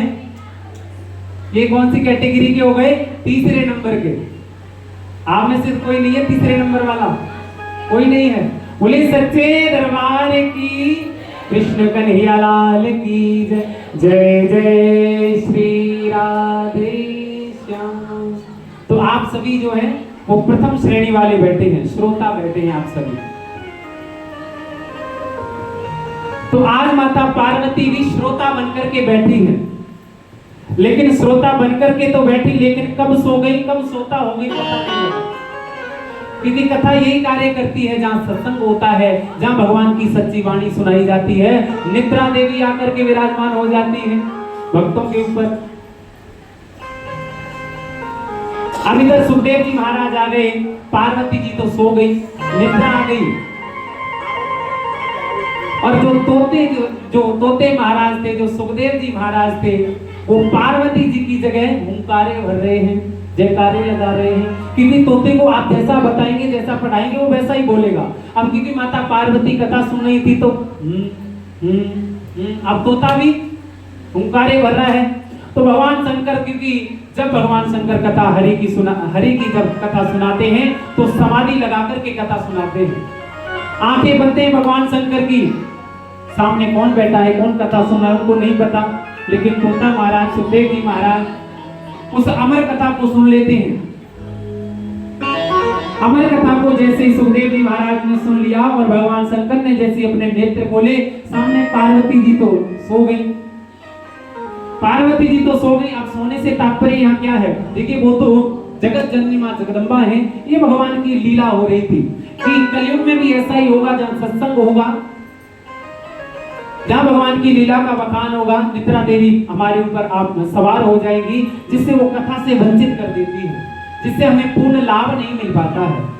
तो सुखदेव जी महाराज जैसे ही नेत्र खुले भगवान शंकर के, देखा कि माता पार्वती तो सो रही है। और फिर ये कथा किसने सुनी? हुंकारे कौन भर रहा था? भगवान ने इधर उधर देखा तो एक तोता है जो बैठ करके कथा सुनना है। जैसे अमर कथा सुनकर के भगवान शंकर ने जैसे अमर कथा सुनाई, सुनकर के जैसे ही सुखदेव जी महाराज, क्योंकि अब तो अमर हो चुके, भगवान शंकर को क्रोध आता है, अरे सुख, तूने भी इस अमर कथा को छुप करके सुना है, तूने इस अमर कथा को छिप करके सुना है। और हरि की कथा कभी भी व्यास गद्दी के पीछे बैठ करके नहीं सुननी चाहिए। कभी भी जब भगवान का मंदिर, जब हम जाते हैं परिक्रमा करते हैं, तो कभी भी भगवान का जो मंदिर होता है, जो विग्रह होता है, उस विग्रह के पीछे कभी भी मत्था नहीं टेकना चाहिए, कभी भी मस्तक नहीं झुकाना चाहिए। और हम सनातनी क्या करते हैं, जहां बस थोड़ा चूरमा चढ़ा हो, बस थोड़ा लड्डू कहीं चिपका हो, बस उसी जगह, और यदि एक ने मंदिर के पीछे लड्डू चिपका दिया, फिर सभी, जब भगवान का इतना सुंदर स्वरूप आगे लगा हुआ है तो पीछे जाकर के मस्तक आप क्यों झुकाते हैं? भगवान के शरीर में जैसे ही सुख शांति इत्यादि का निवास होने लगा तो दुख ने भी कहा कि प्रभु मैं कहां जाऊं, दुख संकट ने कहा कि प्रभु अपने शरीर में मुझे भी तो जगह दो। भगवान ने कहा कि मेरे भक्त तो मेरे आगे मुखमंडल का दर्शन करेंगे, लेकिन दुख का निवास भी मेरे अंदर ही है, इसलिए तुम्हारा पाप का जो निवास है मेरी पीठ पर निवास होगा। इसलिए आप देखें किसी भी मंदिर में पीठ के दर्शन नहीं करवाए जाते भगवान के। अब क्योंकि हम मानते नहीं हैं, माताएं कथा सुन रही हैं, और माताएं जब परिक्रमा करती हैं तो पीछे मत्था जरूर टेकती है। पंडित जी भी परेशान हो गए कि ऐसे मानेंगे नहीं। उन्होंने भी क्या किया, भगवान की फोटो लगा दी कि हमारे भक्तों को कोई पाप न लगे। इतनी चिंता ब्राह्मण को होती है, पंडित जी को होती है कि कोई पाप न लगे, क्योंकि हम मानते नहीं हैं। कथाओं में बताया जाता है कि कभी भी भगवान के पीछे आप, सारे आपके पुण्य नष्ट हो जाते हैं और पाप में बदल जाते हैं, इसलिए कभी भी भगवान की पीठ के दर्शन नहीं करने चाहिए। अब सुखदेव जी महाराज कथा सुनकर के उड़ने लगे। भगवान शंकर ने कहा कि छिप करके कथा सुनी है, त्रिशूल को आदेश दिया, कहा कि हे त्रिशूल तुम जाओ और इसका सर्वनाश कर दो, क्योंकि इसने सत्संग छिप करके सुना है। कहते हैं कि आज भगवान शंकर का त्रिशूल आकर पीछे पीछे जाता है और तोता उड़ करके अपनी जान बचाने के लिए, लेकिन सुखदेव जी भूल गए कि मैं अमर हो चुका हूँ, मुझे कोई मार नहीं सकता। लेकिन जैसे ही सुखदेव जी उड़ते हुए आज व्यास भगवान के आश्रम में पहुंच जाते हैं। जैसे व्यास भगवान के आश्रम के ऊपर से जा रहे थे तो व्यास भगवान की जो पत्नी है सत्यवती माता वस्त्रों को सुखा रही थी आश्रम से बाहर। तो काम करते हुए उन्हें उबासी आती है, उन्हें जैसे जमाई आती है। तो आज क्योंकि सुखदेव जी महाराज जैसा चाहे वैसा बन सकते थे, तो उन्होंने एक मंत्र का रूप धारण किया, एक मंत्र का रूप धारण किया और आज सत्यवती माता के गर्भ में चले जाते हैं। बोले सुखदेव जी महाराज की जय। जैसे ही सुखदेव जी महाराज सत्यवती माता के गर्भ में चले गए और इधर त्रिशूल इंतजार कर रहा है कि कब ये गर्भ से बाहर आए और कब मैं इनका सर्वनाश करूं, कब इन्हें समाप्त करूं। कहते कि कई वर्ष बीत गए लेकिन सुखदेव जी महाराज अपनी माता के गर्भ से बाहर ही नहीं आए। भगवान शंकर इंतजार कर रहे हैं कि कब बाहर आए और कब इनका मैं विनाश करूं। लेकिन इधर क्या हुआ, भगवान व्यास अपनी पत्नी को देखते हैं कि बड़ी ही दुख में है, तो जाकर के भगवान शंकर से प्रार्थना की कि हे प्रभु आप मेरे पुत्र को क्षमा कर दें, इससे भूल हो गई, अब मेरी पत्नी को बड़ी पीड़ा हो रही है, 12 वर्ष हो गए, आप मेरे पुत्र को आने दें इस संसार में। कहते हैं कि आज ऐसे व्यास भगवान ने भगवान शंकर के चरणों में प्रार्थना की। बोले शंकर भगवान की जय। वो तेरा पल पल बीता जाए, मुख से जप ले नमः शिवाय, तेरा पल पल बीता, ओ तेरा पल पल बीता जाए, मुख से जप ले नमः शिवाय, तेरा पल पल बीता जाए, मुख से जप ले शिवाय। हरि ओम नमः शिवाय, हरि ओम नमः शिवाय, हरि ओम नमः शिवाय, हरि ओम नमः शिवाय। तेरा पल पल बीता जाए, मुख से जप ले नमः शिवाय, तेरा पल पल बीता जाए, मुख से जप ले नमः शिवाय।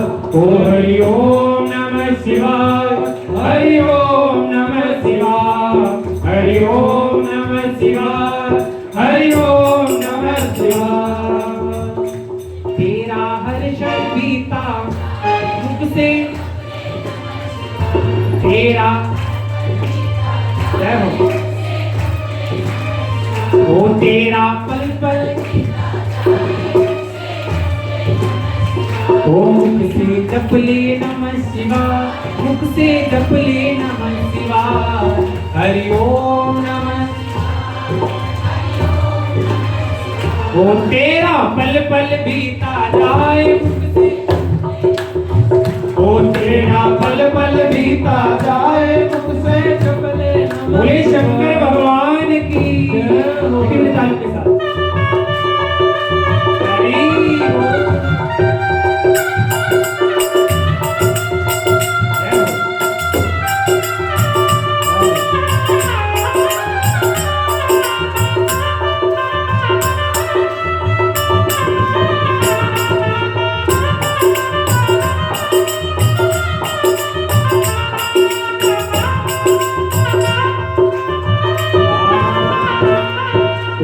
शिव तुम हृदय से बोलो, शिव शिव तुम हृदय से बोलो, ओ शिव शिव तुम, ओ शिव शिव तुम ओ मन मंदिर के पर्दे खोलो, मन मंदिर के पर्दे खोलो, ओ मन मंदिर के, ओ मन मंदिर के पर्दे खोलो। ओ तेरा बिगड़ा प्राण रह जाए, मुख से जप ले नमः शिवाय, तेरा बिगड़ा प्राण रह जाए, मुख से जप ले नमः शिवाय। हरि ओम नमः शिवाय, हरि ओम नमः शिवाय, हरि ओम नमः शिवाय, हरि ओम नमः शिवाय। तेरा पल पल बीता जाए, मुख से जप ले नमः शिवाय, तेरा पल पल बीता जाए, मुख से जप ले नमः शिवाय। हरि ओम नमः शिवाय, हरि ओम नमः शिवाय, हरि ओम नमः शिवाय, हरि ओम नमः शिवाय। बोले शंकर भगवान की जय, उमापति महादेव की जय, जय श्री राधे। हाँ जी, कथा कहाँ थी? हाँ जी, पीछे वालों, कथा कहाँ थी? सुखदेव जी महाराज कहाँ पहुंच जाते हैं? सत्यवती माता के गर्भ में पहुंच जाते हैं और भगवान व्यास प्रार्थना करते हैं शंकर भगवान से कि आप मेरे पुत्र को इस जगत में आने दें, आप उसे क्षमा कर दें। जैसे व्यास भगवान भगवान शंकर से प्रार्थना करते हैं और शंकर भगवान कैलाश पर्वत पर चले जाते हैं। आशीर्वाद देकर के गए व्यास भगवान को, कहा कि हे व्यास, तुम्हारे घर जो संतान जन्म लेने वाली है, इसके जन्म लेते ही ये वैराग्य को प्राप्त हो जाएगा। ये आपका पुत्र बनकर के नहीं रहेगा, जन्म होते ही जंगल में चला जाएगा। ये जन जन का कल्याण करेगा, भगवान की लीलाओं का बखान करेगा, और ये तुमसे या संसार से किसी भी प्रकार का मोह नहीं रखेगा। कहते हैं कि 12 वर्षों के बाद सत्यवती के गर्भ से सुखदेव जी महाराज प्रकट होते हैं। बोले सुखदेव जी महाराज की जय। लेकिन जैसे सुखदेव जी महाराज आए, क्योंकि भगवान शंकर कह करके गए, आज जैसे उनका जन्म हुआ तो व्यास भगवान को पुत्र का मोह हो गया कि मेरा पुत्र है, बड़ा होकर के मेरी सेवा करेगा, है ना। तो ये मोह हो गया, तो हम सभी को मोह हो जाता है। हम सभी को भी यही मोह है कि हमारे जो बच्चे, हमारे जो बेटे हैं, वो बुढ़ापे में हमारा सहारा बनेंगे। ये मोह होता है ना सभी के अंदर, ये साधारण सी बात है, क्योंकि सृष्टि का भी नियम है। एक बिल्ली को भी अपने संतान से मोह होता है। एक कुत्ते को, एक कुत्ती को भी अपने उन बच्चों से मोह होता है, पिल्लों से मोह होता है। एक चिड़िया को भी अपने उन बच्चों से मोह होता है। उसी प्रकार जीव का भी, मानव का भी, माता का भी अपने बालकों में मोह होता है। लेकिन कहते हैं ना कि जब हम ज्यादा किसी से आस करते हैं, चाहे बेटा हो चाहे बेटी हो, वो आस ही निराशा का कारण बन जाती है। बस यही सत्संग बताना चाहता है कि आप अपने बच्चों से आशा रखें, लेकिन ये आस न करें कि ये मेरे बुढ़ापे का सहारा बनेगा। नहीं, भगवान ही एक सहारा है, अन्यथा कोई भी हमारा सहारा नहीं बन सकता है। सदगुरुदेव हो गए, गुरु जी हो गए, या संत हो गए, या सत्संग हो गया, कथा हो गई, यही कहती है कि भगवान से ही आप मोह करें, भगवान से आप प्रेम करें। यही अंत समय में हमारा साथ दे सकते हैं। क्योंकि अंत समय में यदि किसी को आप पुकारेंगे तो सबसे अधिक किसी बेटे या बेटी को प्रेम करते तो उसी का नाम पुकारेंगे, तो उसका नाम लेने से क्या हमारा उद्धार हो जाएगा? नहीं होगा। क्योंकि यदि आपका मोह उसके अंदर है, अजी पीछे क्या हो रहा है, अजी माताओं आप सभी का ध्यान इधर, जो क्रिया हो रही है उसे होने दीजिए। बोलिए गोविंद भगवान की जय हो, कृष्ण कन्हैया लाल की जय हो। तो आज जैसे ही सुखदेव जी महाराज का आगमन होता है धरती पर, उसी प्रकार व्यास जी को भी मोह हो गया। और लेकिन सुखदेव जी को अपने पिता से मोह नहीं, अपनी मां से मोह नहीं। हाँ जी, सांड हुंकारे भरने लगा, इसको शांत करें थोड़ा।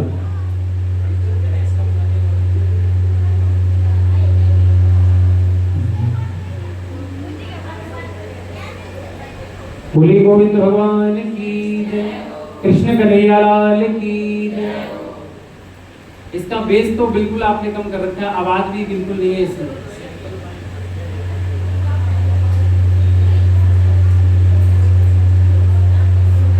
हैं और इधर व्यास भगवान अपने पुत्र के मोह में उनके पीछे पीछे दौड़ते हैं जाकर के कि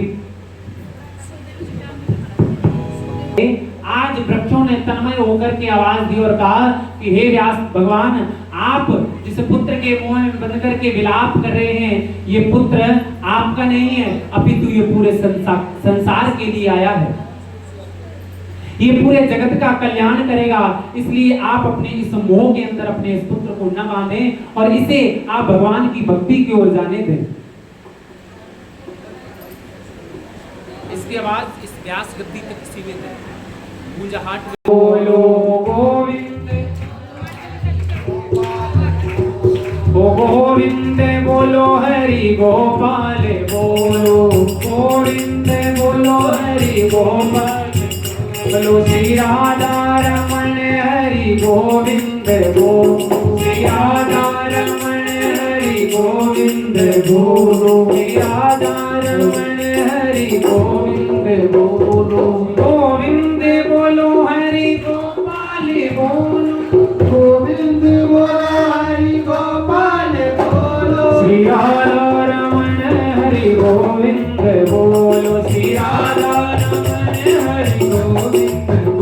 जो माताएं जा रही हैं गाना नहीं है, बस 5 मिनट की कथा और है। आज की कथा को हम विश्राम देंगे, कुछ कथा और शेष है। भगवान की आरती होने वाली है और भगवान की आरती को पीठ दिखा करके नहीं जाते हैं, तो आप जब तक भगवान की आरती ना हो जाए इतनी देर आप बैठे तो और कुछ क्षण गोविंद बोलो हरि गोपाल बोलो, गोविंद बोलो हरि गोपाल बोलो, श्री राधा रमण हरि गोविंद बोलो, श्री राधा रमण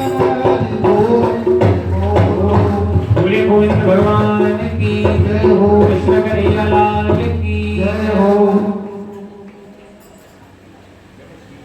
ये जो कथा का आयोजन आप सभी के मध्य आज द्वितीय दिवस की कथा चल रही है, ये मात्र शक्ति के द्वारा आप सभी को इस कथा का लाभ मिल रहा है।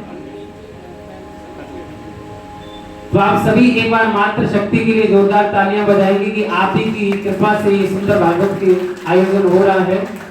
और मुख्य रूप से हमारी पुष्पा मैया जी इसमें अपना योगदान दे रही है। एक बार इनके लिए तालियां हो जाए, इन्होंने अपना योगदान इस भागवत जी में तन से दे रही है। और दूसरा नाम तो व्यास जी की पत्नी है सत्यवती जी, सत्यवती जी का इनका तन मन धन से इनका योगदान इस भागवत कथा में हो रहा है। इनके लिए भी जोरदार तालियां। और जो भी इन कथा से जुड़ रहे हैं, मुझे नाम सभी के नहीं पता है, लेकिन इस व्यास गति से जितनी भी मात्र शक्ति इस कथा से जुड़ी हुई है, आप सभी का ठाकुर जी की ओर से और इस व्यास गति की ओर से यही प्रार्थना।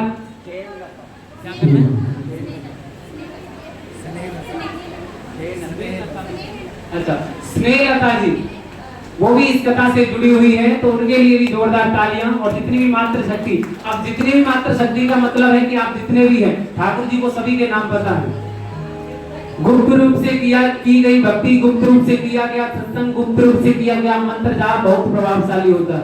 अरे मैया कहाँ जा रही है, कहाँ जा रही है मैया? आ रहे हैं।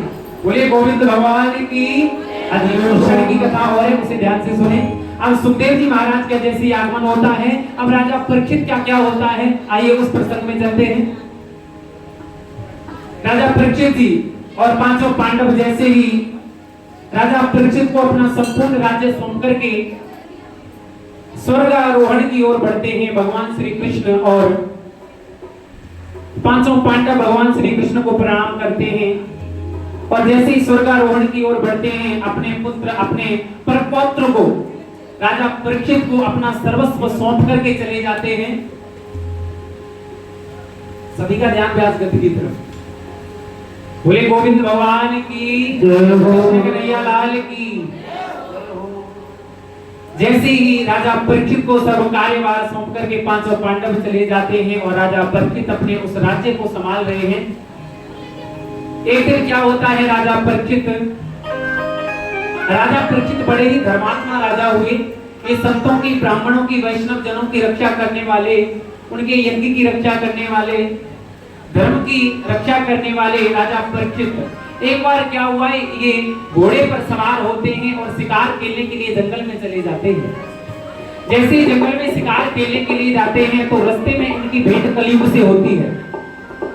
कलयुग में की भेंट है, रास्ते में होती है। इन्होंने क्या दृश्य देखा कि एक बैल और गाय को एक काला सा व्यक्ति है जो उनको मार रहा है, प्रहार कर रहा है उनके पैरों पर।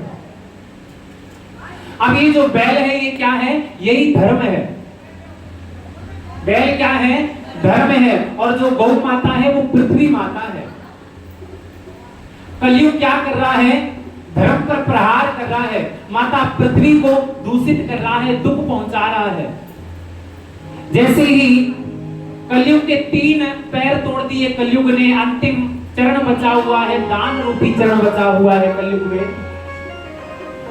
आपने देखा होगा शिव मंदिर प्रांगण में जो नंदी महाराज बैठे होते हैं, उनका एक पैर जो है वो मुड़ा होता है, 3 पैर दिखाई नहीं देते, क्योंकि उसी कलयुग ने धर्म के 3 पैर तोड़ दिए और एक पैर जो कलयुग के अंदर दान का बताया गया, नाम का बताया गया कि नाम के द्वारा ही, दान के द्वारा ही जब हम ऐसे आयोजन जब होते हैं, जिस लायक भगवान ने हमें बनाया है, जब हम पुष्प अर्पण करते हैं तो धर्म के कार्य में हमारा धर्म कहता है कि जो हम कमाई करते हैं उसमें से 10वां हिस्सा हमें धर्म में लगाना चाहिए। तो आज जैसे ही कलयुग की भेंट होती है राजा परीक्षित, और राजा परीक्षित ने जैसे ही देखा कि धर्मपरक उस बैल को काला से व्यक्ति मार रहा है, पूछा कि आप कौन हैं, क्यों इस बैल को सता रहे हैं, क्यों मार रहे हैं? तो उस व्यक्ति ने कहा कि मेरा नाम कलयुग है, भगवान श्री कृष्ण जान चुके हैं, अब मेरा आगमन होने वाला है।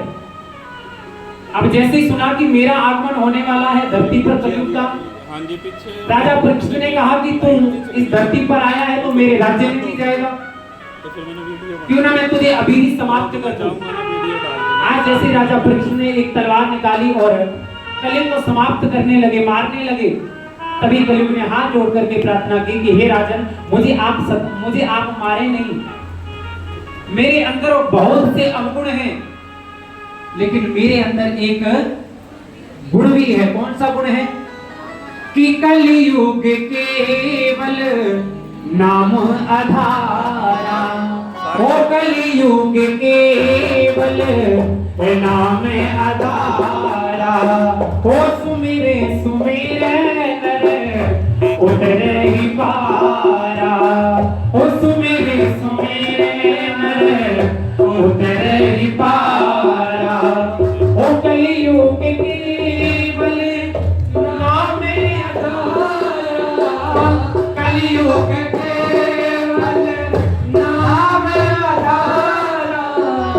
सुमिरे सुमिरे नर उतरे पारा, सुमिरे सुमिरे नर उतरे पारा।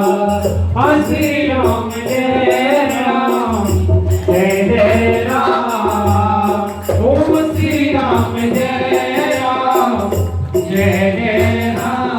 कलयुग ने कहा कि हे राजन, मुझे आप समाप्त न करें, मुझे आप मारे नहीं, मेरे अंदर लाख गुण हैं, लेकिन मेरे अंदर एक गुण भी है। क्या है?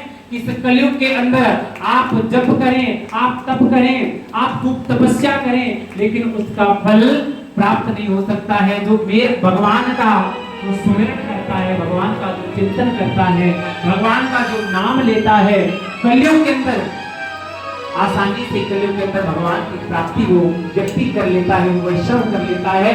जो नाम जापक है, जो भगवान का सुमिरन करता है, जो भगवान का चिंतन करता है, कलयुग में नाम ही एक आधार है।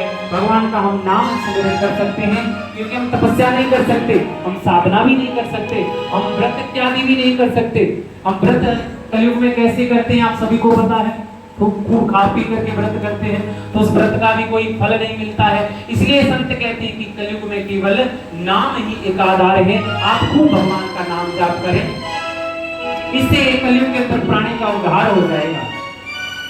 तो अब जैसे राजा परीक्षित ये प्रार्थना की, राजा परीक्षित ने कहा कि हे कलयुग, मैं तुम्हें मारूंगा नहीं, लेकिन सब जगह तुम्हारा निवास भी नहीं होगा। कुछ जगह मैं तुम्हें देता हूं, उन स्थानों पर तुम्हारा निवास होगा। राजा परीक्षित ने कलयुग को कुछ स्थान दिए और कहा कि जिस घर के अंदर मांस मदिरा इत्यादि खाए जाते हो, मांस मदिरा पान किया जाता हो, उस घर के अंदर क्या होगा?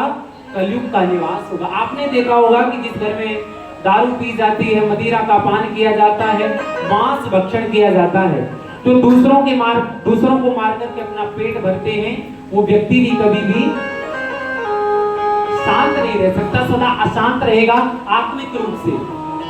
घर में कलेश रहेगा, ये क्या है? कलयुग का निवास है इसके अंदर। जिस स्थान पर जुआ खेला जाएगा, उस स्थान पर भी कलयुग का निवास होगा। जिस स्थान पर जुआ इत्यादि खेला जाए, आप उस स्थान से कोसों दूर हो जाइए, क्योंकि वो जुआ ही था जो द्वापर में द्रौपदी को अपनी इज्जत को तार तार करना पड़ा। उस जुए के कारण ही लाखों घर आज कलयुग में बर्बाद हो गए। उसके अंदर कलयुग का निवास बताया गया। और तीसरा बताया गया कि स्वर्ण के अंदर, सोने के अंदर भी कलयुग का निवास होता है। आप सभी ने स्वर्ण आभूषण पहने हैं, सोना पहन रखा है आप सभी ने, उसके अंदर क्या है? जोर से बोलिए, क्या है? कलयुग का निवास है। कुर्सी वाले नहीं बोल रहे हैं। सोने के अंदर क्या है? भागवत जी कह रही है कलयुग का निवास है। तो आप जो सोना आभूषण पहन करके आए, फिर क्यों कलयुग को धारण किए हुए हो? सुंदर मंदिर प्रांगण है, उतार करके अभी चढ़ा दो, क्यों कलयुग को धारण किए हुए हो? राजा परीक्षित कहते हैं कि हे कलयुग, जो धन, जो सोना, जो पैसा दूसरों को सता करके पाप के द्वारा जो धन इत्यादि इकट्ठा किया जाएगा, जिसके द्वारा धन अर्जित किया जाएगा, उस धन के अंदर कलयुग का निवास होगा, उसके अंदर भी कलयुग का निवास होगा। जो धन दूसरों को दुख दे करके पाप कर्म के द्वारा जो धन कमाया जाता है, उसके अंदर क्या होता है? कलयुग का निवास होता है। आप सभी तो धर्मात्मा हैं, आप सभी के परिवार धर्मात्मा हैं, किसी को भी आप कोई भला बुरा नहीं कहते, कभी किसी की निंदा चुगली नहीं करते हैं, आप सभी तो सत्संगी हैं। बात उनकी हो रही है जो कथा में नहीं आए, है ना? तो कलयुग को कुछ स्थान दिए जाते हैं रहने के लिए। अब जैसे ही सोने में निवास स्थान दिया, अब जो राजा ने मुकुट धारण कर रखा था, उसके अंदर कलयुग का निवास हो जाता है। क्यों निवास हो गया? ये मुकुट आया कहां से था जो राजा परीक्षित ने पहन रखा था? ये मुकुट था जरासंध का। अब जरासंध के साथ युद्ध हुआ मथुरा नगरी के अंदर। युद्ध हुआ तो जरासंध को परास्त करके उसके मुकुट, उसके आभूषण वगैरह मथुरा नगरी के कोष में रख दिए जाते हैं। अब एक बार क्या हुआ, राजा परीक्षित ने पांचों पांडवों के द्वारा भगवान श्री कृष्ण के द्वारा जो धन इत्यादि दिया गया था, उन्होंने खोल करके देखा कि देखा जाए कि हमारे पूर्वज हमें क्या दे करके गए। आपको भी लगता होगा कि हमारे पितर चले गए, कई सोचते कि क्या दे करके गए, क्या करके गए हमारे लिए। हमारी संतानें कहती, हमारे बच्चे ही कहते हैं कि आपने क्या किया है हमारे लिए, कहते हैं ना आपके बच्चे। लेकिन पूरे जीवन पर्यंत माता पिता जिन बच्चों के लिए सर्वस्व न्यौछावर कर देते हैं, और बच्चे जब ये कहें कि क्या किया है आपने हमारे लिए, उन माता पिता को बहुत पीड़ा होती है। वैसा ही आज राजा परीक्षित ने देखा कि हमारे पूर्वज हमारे लिए क्या करके गए। देखा तो उस कक्ष के अंदर सोना, चांदी, आभूषण, हीरा जवाहरात पूरा कक्ष भरा हुआ था। तभी एक सुंदर सा मुकुट रखा हुआ था। आज राजा परीक्षित ने वो मुकुट उठाया और धारण कर लिया और जंगल में चले गए शिकार खेलने के लिए। अब जैसे ही कलयुग को स्थान दिए तो आज कलयुग उस सोने के अंदर आ गया। जैसे सोने के अंदर आया तो उनकी मति भ्रमित हो गई, जंगल में गए। एक ऋषि बैठे हुए थे, तपस्या कर रहे थे। कौन से ऋषि थे? श्रृंगी ऋषि बैठे हुए थे, तपस्या कर रहे थे। क्षमा करें, शमिक ऋषि बैठे हुए थे, तपस्या कर रहे थे। इनका जो पुत्र था श्रृंगी, शमिक ऋषि का पुत्र कौन था? श्रृंगी। तो जैसे ही शमिक ऋषि के आसन में जाते हैं, शमिक ऋषि बैठे थे तपस्या में, राजा को प्यास लगती है। जैसे ही प्यास लगी तो आज ऋषिवर के आश्रम में गए, समाधि लगाए हुए थे शमिक ऋषि, क्योंकि दिमाग पर क्या है? मस्तक पर कलयुग का निवास है, और जिसके मस्तक पर कलयुग का निवास हो जाए फिर वो कोई अच्छा या बुरा विचार नहीं करता है, फिर जैसा मन करेगा वैसा ही करता है। तो आज राजा परीक्षित ने वैसा ही किया। पीने के लिए जल मांगा, लेकिन समाधि लगाए हुए थे, समाधि को भंग कैसे करें? हे ऋषिवर, मुझे प्यास लगी है, जलपान कराएं। 3 बार कहा, लेकिन ऋषि अपनी उस साधना को भंग नहीं किए। तभी आज राजा परीक्षित के मन में विचार आता है कि तो देखो इनकी साधना सच्ची है या फिर झूठी मूठी ऐसे बैठे हैं। आज गए, देखा कि एक सर्प, मृत सर्प पड़ा है, और आज उस मृत सर्प को उठाया और आश्रम ऋषि के गले में डाल दिया। डाल करके जैसे अपने नगर की ओर चले जाते हैं, इधर श्रृंगी अपने मित्रों के साथ यमुना जी में स्नान कर रहे थे। पता चला कि हमारे पिता का किसी ने अपमान किया है। श्रृंगी को पता लगा कि तुम्हारे पिता का अपमान एक राजा ने किया है। आज यमुना के किनारे ही अपने हाथ में जल लिया और एक संकल्प, एक श्राप दे दिया। कहा कि यदि मेरे पिता एक सच्चे संत रहे हैं और मैं उनका सच्चा बेटा हूँ, सच्चा भक्त हूँ भगवान का, तो आज जिसने भी मेरे पिता का अपमान किया है, आज से 7वें दिन तक्षक जाएगा और उसे डसेगा, जिससे डसने से उसकी मृत्यु हो जाएगी। जिस सर्प को मेरे पिता के गले में डाला वही जीवित होकर के, वही तक्षक बन करके जाएगा और उस राजा को मृत्यु को घाट उतार देगा। 7वें दिन उसकी मृत्यु हो जाएगी। आज जैसे ही ये सूचना मिलती है राजा परीक्षित को कि मुझे तो बहुत बड़ा श्राप लगा है, एक ऋषि का मैंने अपमान कर दिया, एक संत का मैंने अपमान कर दिया, उसका श्राप मुझे लगा और आज से 7वें दिन मेरी मृत्यु हो जाएगी। राजा परीक्षित बड़े ही दुखी होते हैं, बड़े परेशान हुए। क्यों परेशान हुए? क्योंकि काल उनके ऊपर आ गया। और जिस व्यक्ति को मृत्यु का भय हो जाए वो फिर कहां जाता है? भगवान की ओर दौड़ता है। जब तक किसी व्यक्ति के जीवन में किसी प्रकार का भय नहीं होता तब तक वो मंदिर भी नहीं जाता है। जब तक हमारा सर दर्द ना हो तब तक मुख से राम का नाम भी नहीं निकलता। और जिस रात्रि को सर दर्द हो जाए फिर पूरी रात राम का नाम लिया जाता है, क्योंकि वो सर दर्द की रात्रि एक विशाल रात्रि बन जाती है, काटे नहीं करती है। फिर पूरी रात हे राम, हे कृष्ण, हे माता जी, न जाने कितने देवी देवताओं के नाम ले लेते, क्योंकि दुख है ना हमारे ऊपर, इसलिए नाम ले रहे हैं। वैसा ही राजा परीक्षित के साथ हुआ। पता लगा कि आज से 7वें दिन मृत्यु हो जाएगी। सभी से पूछा कि आज से 7वें दिन मेरी मृत्यु हो जाएगी। कोई मुझे बताए कि मेरा मोक्ष कैसे हो, गोविंद का धाम मुझे कैसे प्राप्त हो। आपने कभी विचार किया है कि हमें भगवान का धाम कैसे प्राप्त होगा? ये प्रश्न, ये श्राप राजा परीक्षित को नहीं, अपितु हम सभी को ये श्राप लगा हुआ है। ये 7 दिनों के अंदर ही हमारी मृत्यु होने वाली है। यही 7 दिन किसी न किसी कोई दिन होगा, सोमवार, मंगलवार, बुधवार, वीरवार, न जाने कौन सा दिन हो। कोई अलग से भगवान ने कोई व्यवस्था नहीं की किसी के लिए। इसीलिए वो श्राप हम सभी को लगा हुआ है। राजा परीक्षित की तरह हमें भी विचार करना चाहिए कि इन 7 दिनों में हम क्या करें।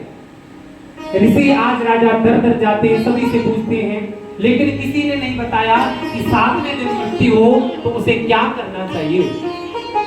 सभी ऋषियों के पास गए, बड़े बड़े वशिष्ठ, विश्वामित्र जैसे ऋषियों के पास गए, लेकिन किसी ने नहीं बताया।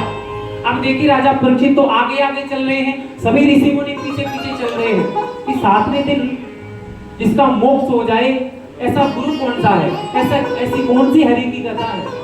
पीछे पीछे हजारों की संख्या में ऋषि मुनि चल रहे हैं और इधर आगे आगे राजा परीक्षित दुखी होकर के मुखमंडल उदास है कि मैं कैसे उस गुरु को ढूंढूं कि जिससे मेरा मोक्ष हो जाए। थक करके, हार करके आज गंगा के किनारे आकर के बैठ गए कि हे प्रभु, अब मैं थक चुका हूँ, मैं हार चुका हूँ, अब मैं तेरी शरण में आया हूँ।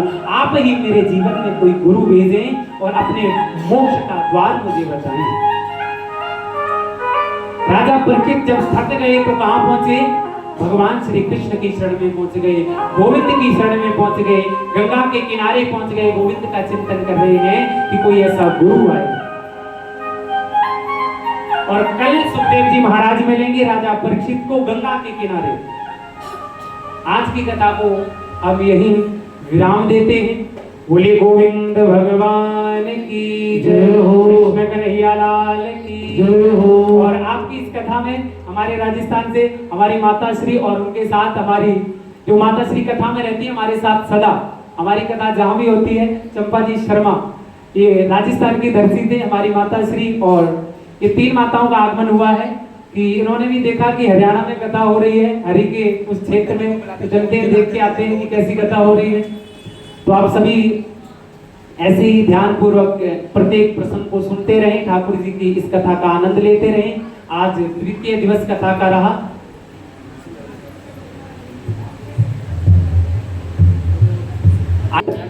निज मन मुकर सुधार, वरनौ रघुवर विमल जस, जोदायक फलचारि। बुद्धि तनु जानिके, सुमिरो पवन कुमार। बल बुद्धि विद्या देव, मोहि हरम कलेश विधान। सियावर राम जय जय राम, राम जय जय राम। जय हनुमान ज्ञान गुण सागर, जय कपीस तिहु लोक उजागर। दूते अतुलित बल धामा, अंजन पुत्र पवन सुत नामा। महावीर विक्रम बजरंगी, कुमति निवार सुमति के संगी। कंचन वरण विराज सुवेशा, कानन कुंडल कुंचित केसा। हाथ वज्र ध्वजा विराजे, कांधे मूंज जनेऊ साजे। शंकर सुमन केसरी नंदन, तेज प्रताप महाजन। विद्यावान पुनि अति चातुर राम काज कर देखो तुर प्रभु चरित सुनवे को रसिया राम लखन सीता मन बसिया सूक्ष्म रूप धरि सिए दिखावा विकट रूप धरि लंक जलावा भीम रूप धरि असुर सहारे रामचंद्र जी काज सवारे लाए संजीवन लखन जियाए श्री रघुवीर हरषि उर लाए रघुपति कीन्ही बहुत बड़ाई तुम प्रिय भरत सम सहस बदन तुमरो जस गावे अस कई श्रीपति कंठ लगावे सरकालिक ब्रह्मादि मुनीसा नारद सारद सहित अहिसा यम कुबेर दिक्पाल जाते कवि गोविंद कहि सके कम तुम उपकार सुग्रीव कीना राम मिलाए राजपद दीना तुमरो मंत्र विभीषण माना लंकेश्वर भय सब जग जाना दुसहत जो जन मरवानो जियो तारे मधुर फल जानो प्रभु मोतिका मेरे मुख माई जल्दी लाग गए रज गाई दुर्गम काज जगत के देते सुगम मनोहर तुम रे राम दुआरे तुम रखवारे हो जन आज्ञा बिनु बैठारे सब सुख लहे तुम्हारी सरना तुम रक्षक काहू को डरना आपन तेज सवारो आपे तीनों लोग आगते कापे भूत पिशाच निकट नहीं आवे महावीर जब नाम सुनावे नाम से रोग हरे सब पीरा जपत निरंतर हनुमत बीरा संकट ते हनुमान छुड़ावे मन क्रम वचन ध्यान जो लावे सब पर राम तपस्वी राजा तिनके काज सकल तुम साजा और मनोरथ जो कोई गावे कोई अमित जीवन फल पावे चारों जुग परताप तुम्हारा है पर सिद्ध जगत उजियारा साधु संत के तुम रखवारे असुर निकंदन राम दुलारे अष्ट सिद्धि के दाता असवर दीन जानकी माता राम रसायन तुम्हारे पासा सदा रहो रघुपति के दासा तुम्हारे भजन राम जी को भावे जन्म जन्म के दुख बिसरावे अंत काल रघुवरपुर जाई जहाँ जन्म हरि भक्त गाए और देवता चित्तन धरे हनुमत से सर्व सुख करे संकट कटे विजय सब पीरा जो सुमरे हनुमत बलवीरा जय जय जय हनुमान गोसाई कृपा करो गुरुदेव की नाई जो सतबार पाठ कर कोई छूटे बंदे मास होय कोय पढ़े हनुमान चालीसा होय सिद्धि साखी बोली सा तुलसीदास सदा हरि रानी के नाथे में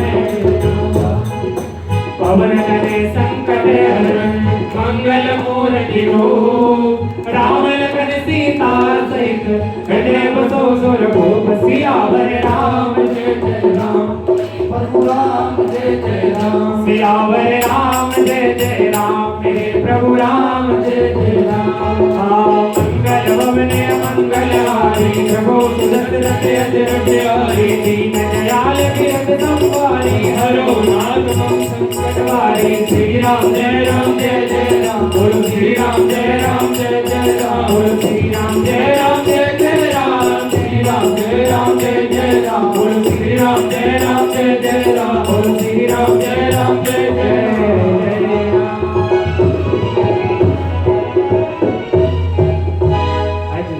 कल की जो कथाएं रहेंगी